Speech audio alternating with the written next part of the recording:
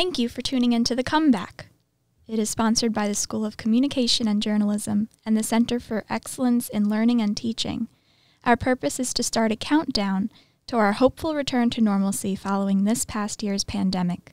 We'd like to lead you into the fall with a weekly update on how we feel, look, and think about tomorrow. I'm Melanie Formosa, your host. Our guest today is Shelley Germana, the Associate Provost for Academic Success in the Division of Academic Education at Stony Brook University. Thank you, Shelley, for joining us. Thanks for having me today. So, explain to me a little bit about your role here on campus in just a couple words, because that's a big title. Sure, absolutely. So when I actually speak to students at orientation, or I did before before the pandemic, and I actually would say to them that Stony Brook cares so much about student success that they've actually dedicated an entire position to that. All of our faculty and staff care about students and care about student success, but my role is specifically about supporting students through advising, through tutoring, making sure that they're making degree progress so that they can move through each semester in a way that feels successful to them. And it's really, it's I think, an amazing testament to how Stony Brook believes that they are partners in a student's success by having a position that's really dedicated to it. What is success? I get asked this all the time. Okay, good. So I think the first thing that I always like to say is that there really is no one size fits all as far as success is concerned. I think that's really important because I do think that students have certain understandings of success in their mind that sometimes they feel like they can't necessarily live up to all the time. And I think that those understandings of success are sort of external, right? They're given, we interpret, right, the way that people feel like we should be successful in the world. It's whether it's our family or our faculty or friends, and so I think it's really important to understand there's no one size fits all. For some students, success may be just really excelling in a particular program, in a particular course. For some students, it may be the way that they are able to create leadership opportunities for themselves on campus and how that might relate to their coursework. I think at the end of the day, all students are here to get a degree. I think that's what the intention is. And so obviously that might be one measure of success. That's the way the university measures success is in part, right, is how many students continue, how many students graduate, right? We want to see our students graduating. It's a huge economic benefit to students to graduate. But I think along the way, what I always try to instill with students is that success is not just one straight path.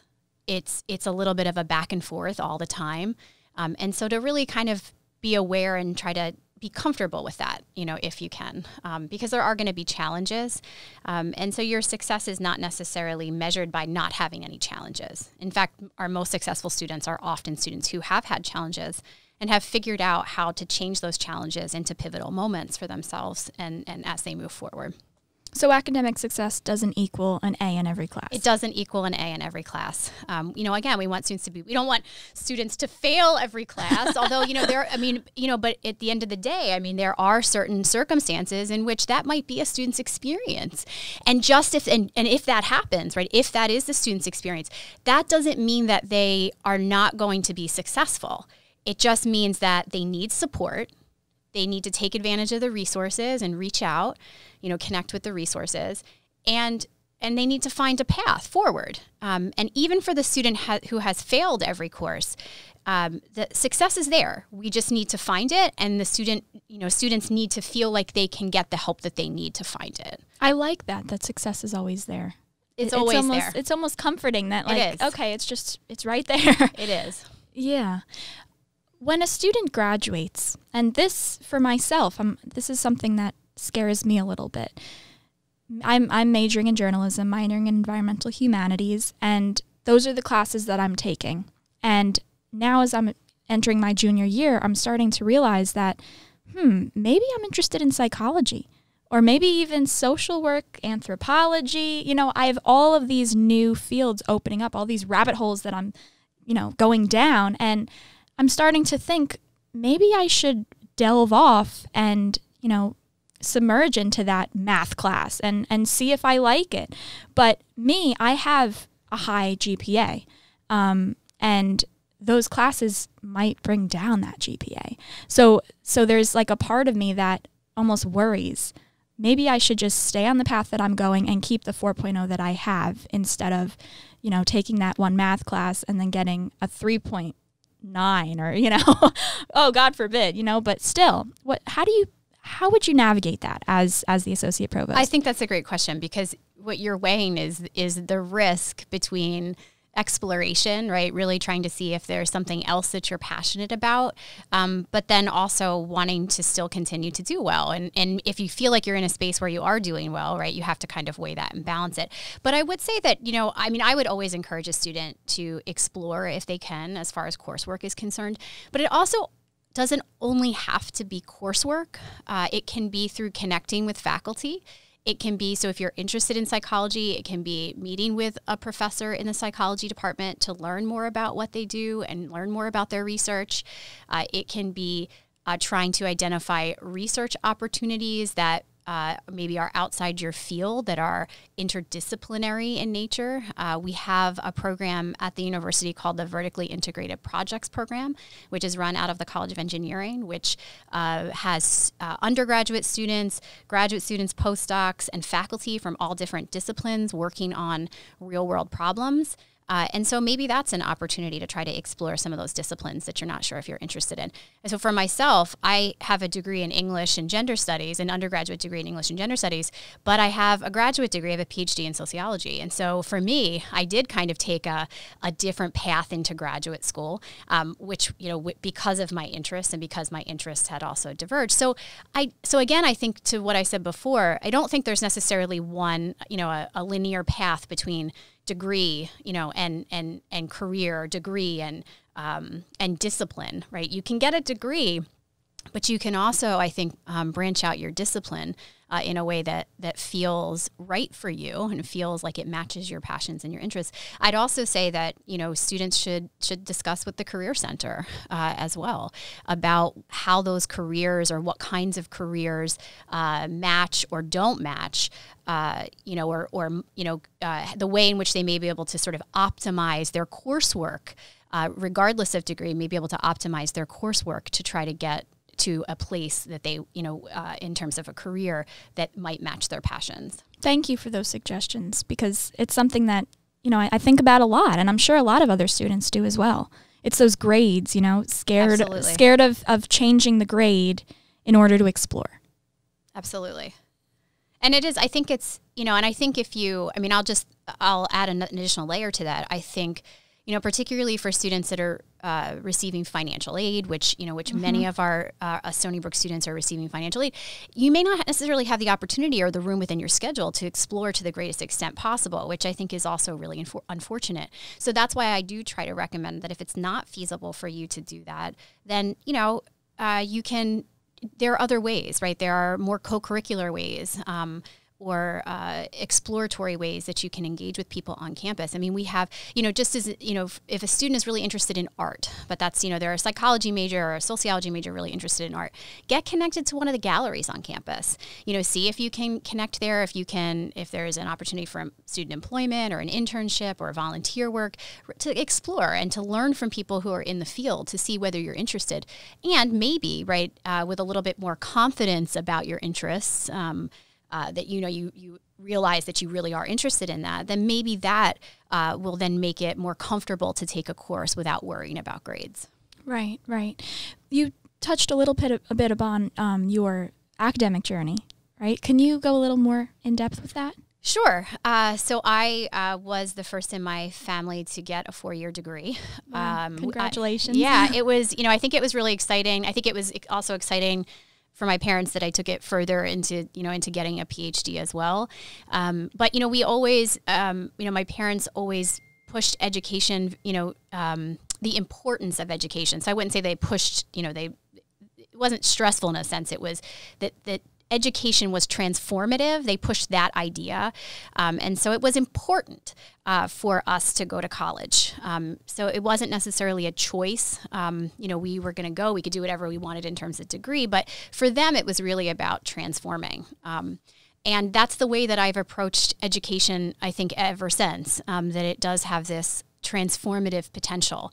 If we look at education throughout the world, the way in which education can change people, the way in which education is limited to some groups, right, across the world. And even in our own country, historically, was limited because it was, considered to be dangerous, right, if everyone had access to education. And so it's with that I've really approached my own education and have approached my work. I think, I got into the transition support space, which is a lot of the work that I do, is supporting students as they transition into college and as they continue through college.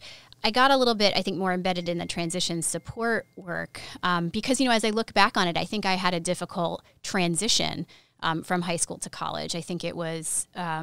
you're on your own, you're doing your own laundry, all these things, right? And I think, it was really hard to figure out how to be, and I think the other thing for me too was I was a great student in high school. I was also a good student in college, but I was a great student in high school. And then, all of a sudden I'm like showing up to my, I'm going to be an English major. I'm showing up to my English class and I've got, a C on my first essay. And it's like, what is happening? Yeah. So I think it was a difficult transition. And I think it really required me, I don't think I necessarily took advantage of as much of the resources as I could have to have eased that transition, which made me, I think, much more attentive to the way in which we need to support students during that first year so that they can feel good and safe and supported, and not that they're not going to get the C, but then what do they do with that, right? And how do they move forward from it? And I think that's the piece that always influences me, has influenced me as far as like my own journey, but then also in the work that I do with students. That piece of moving forward, I want to focus on that because this podcast is all about coming back from a crazy pandemic and just state of the world, and now we're slowly returning to normalcy, or what even is normal, but that's a whole nother topic. We could talk, as a sociologist, I could talk about that.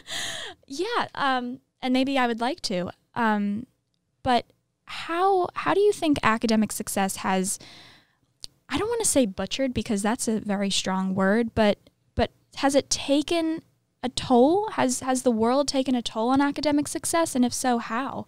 And how can we mitigate those effects? Yeah, this is an excellent question. This is actually a question that we are dealing with quite heavily. That we have been dealing with since the pandemic started. Can I just put a parenthesis around it just for a second? Because I do want to say, if we're talking about the comeback and things like that, I do just want to acknowledge, though, because I think this is really important and it kind of came to my attention not too long ago. I want to acknowledge people's grief and trauma, but specifically the fact that, so we've all been impacted by this in different ways. And some of us, in, I think, more in deeper ways, right, in terms of losing loved ones and things like that. But I also want to acknowledge that for some of our students, particularly our international students, they may actually, like their home country, where they're from, may actually be experiencing a surge right now as far as COVID is concerned. Mm. And so I think it's really just important to recognize and to acknowledge, I think as a campus, that even though we're focusing on coming back, right, and what that's going to look like, that for some students, like this may be the worst that they've experienced as far as COVID. Like they're still in the middle of how bad, or even worse maybe than in some countries than maybe we've had here, right? Thank you, Shelley, for that. We need to talk about that, absolutely. Because I think even for myself, I've really needed to consciously remind myself that with all of the conversation around coming back, we also need to think of, hold space for that. Absolutely. Thank you. So I think, so as far as the question about academic success, I think what we initially did with the, when we transitioned into remote everything, was we pivoted all of our services and our resources, particularly our academic support services and resources, into the online format. Like we just literally mapped it into online because at the time, no one really knew how long it was going to last, right? And I think what we eventually learned and what I eventually found out was that you can't just map it exactly. It's not a one-to-one, right? You actually need to do things a little bit differently as far as support services are concerned if you're going to do it in a remote environment. And I think the university overall has gotten a lot better about distinguishing, optimizing the way in which we can connect to students remotely to offer the services that we know are important.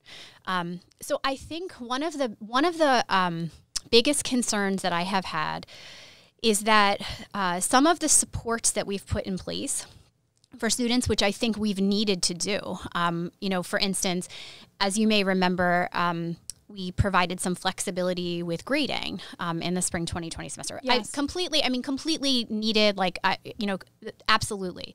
I think what happens down the line, though, is that we're going to have to be really careful because the ways that we have traditionally identified students who need high support coming out of, during the semester, coming out of the semester, it may be less visible to us, right? So for instance, with the grading in spring of 2020, because we don't have, if a student took all PNCs, we may not necessarily have a grade, right, to sort of assess, well, do we need to be concerned? Should we be reaching out to this student? And so I think one of my biggest concerns is how do we reimagine support for, which students need our support, right, in a proactive way. So I spend a lot of time thinking about that. I have fantastic advising, tutoring, and Finish in 4 team that are literally planning interventions, things to basically reach out to students, are literally planning those almost on a daily basis. We just were reaching out to students with phone calls, about, how they ended the semester, how they were doing. Check-ins. We were doing check-ins throughout the semester. So I think we've needed to change a little bit the way that we have needed to go to students even more now than I think we ever have in the past. Because as I'm sure as we all have felt, the remote environment in many ways created a psychological and sociological distance for us, right? Mm-hmm. Absolutely. Right, it did. It absolutely did. And so I think even more so, we've needed to try to compensate for that from an academic success perspective, to try to make sure that students know that we're there, that we're, that reminding them of the resources, but also just asking people how they're doing, I think becomes really important. Yes. Well, I think that's definitely a concern, because it's almost this overgeneralizing that, only this type of student needs support. That's right. And yet countless others do as well. And I did a podcast, a previous podcast regarding mental health. And there's this question of smiling depression, and how, inside they're getting torn apart, but they don't let anyone realize it. And it's so prevalent. And, perhaps everyone has had a little bit of that throughout their life, So it's just this this mask, right? We even have the mask, this mask that I'm okay as, academically as a student. For instance, me, you could say, I'm a successful student. I have a 4.0. That's, good, A student. But I still have struggles. Right. So, the team might not realize, she has a 4.0. She doesn't need any help. I'm not going to check in on her. And yet maybe she does need support. That's such an important point. And I think, that's in part, although I use the PNC as an example, in part, that's what I was talking about is, the way that risk or support, for students is visible right now is it's just different. And I think we have to be even more attentive to how we provide support for students, how we identify students that may need support. There are students, right, that when they need support, they reach out, right? There's a set of students that just are really, just proactive, right? They're fine with doing that. Yes. And that's a set of students. But honestly, I actually think that's a much smaller number of students that do that. Mm-hmm. And the vast majority of our students, unless they come in direct contact with someone, and because they need something or something has happened, right, that then puts them in contact with a resource, and then that resource can start to, that resource person can start to assist in a particular way. A lot of our students just don't necessarily reach out. And so I think, if there's any message, right, if there's any students listening, if there's any message today, I would say, please reach out for anything. It doesn't matter what it is, even if you are, getting a 4.0 and still feel like you are struggling in some way, there are resources on campus, and there's community on campus, to support you. Can we talk about those communities just specifically? Yeah. So if students are listening, where do they go? Well, I think, there are so many communities on campus, right? And I think what we always say to new students in particular, and I would say this, it doesn't matter if you're a new student or a continuing student, one of the number one most important things for a student to do to be successful is to have a go-to person. And so that doesn't have to be an expert. It doesn't have to be, advisor. It just has to be a person that you trust, that you believe would be able to point you in the right direction if you experience a challenge or a difficulty. So it can be a faculty member, it can be an advisor, it can be a staff member, it could be, the person who you interact with a lot in the dining hall, right? It just needs to be a person you feel comfortable going to if you have a challenge or a difficulty, and that you feel like you can reach out to. And the reason why I mention that relative to community is because if you have a go-to person and you're able to reach out to that person will likely be able to connect you to the community that can make a difference for whatever you're experiencing, right? So if if you're struggling with mental health, right? If you have concerns around mental health, we have supports on campus for that, right? We have a counseling and psychological services center. We have the Center for Prevention and Outreach. If you're having an advising issue, right? You're having class difficulties, you're struggling to show up to class, right? You would want to go to an advisor. But I think sometimes it's not always like overt to students who they actually should reach out to. Like to try to distinguish that is tough. Yeah. So like, do I go, like, where am I? I'm feeling this way. Like, where do I go? And so that's why I always say the thing about a go-to person, because at least you can go to a person and say, I'm not really sure what to do. And then that person can try to connect you to someone who might then connect you to someone else. And that's better than not connecting to anyone at all. Obviously, we have student support team, which is a fantastic area. And I'm sure, Rick can talk more about that, but student support team, which is a fantastic area that can connect students across different areas on campus. Campus residences for students that live on campus. I mean, there are resource people literally in a 360 around students.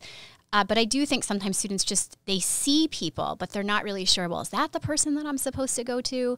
Obviously, from my vantage point, you can always start with an advisor, right? It doesn't matter what it is. You can always start with an academic advisor, and that academic advisor is trained to be able to connect you to the appropriate resource if it's not the advisor who's the resource. So we've been talking a lot about support, and that's how to pursue that support. We talked a little bit about community, and I want to go more in depth on that.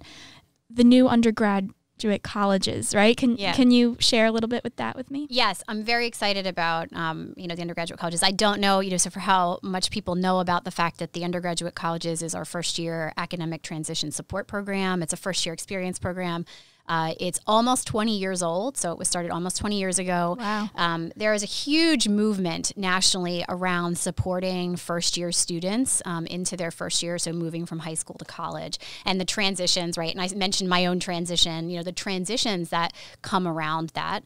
And I do want to mention, just in the spirit of transformation, that the very first-year seminar was actually started in kind of the wake of political conflict and war, that international conflict, that the Vietnam, essentially, and a response to Kent State that students basically organized and felt like they needed more from a particular university at the time.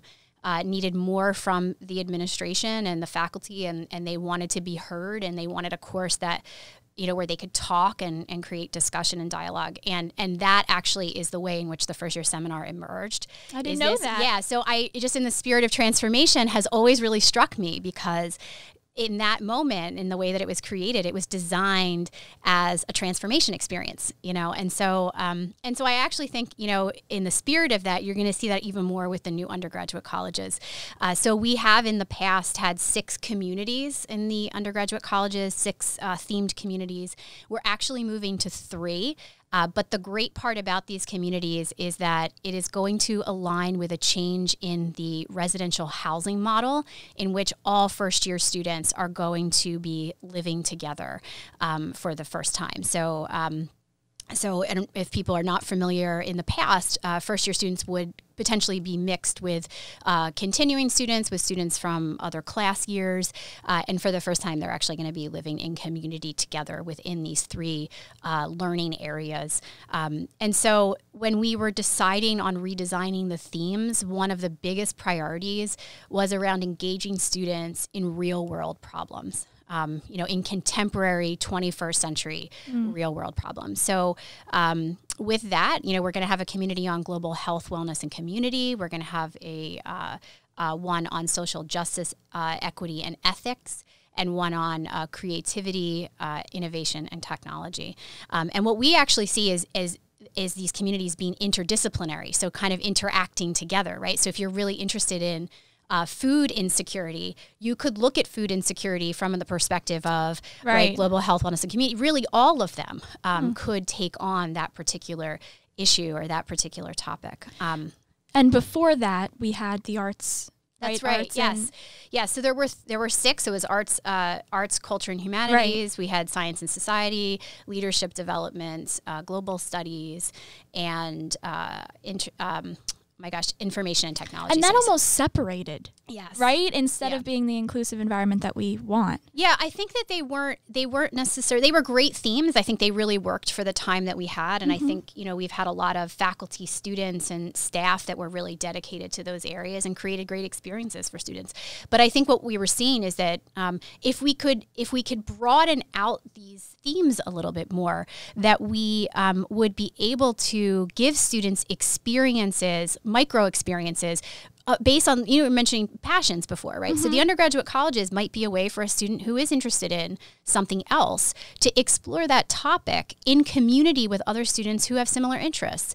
And I think this is really more than ever before you're going to be able to see that. The future is also going to, for this program, is also going to bring sub-communities. So within, for instance, social justice, equity, and ethics, there may be a floor that lives together that wants to take on social movements as the particular theme that they're interested in.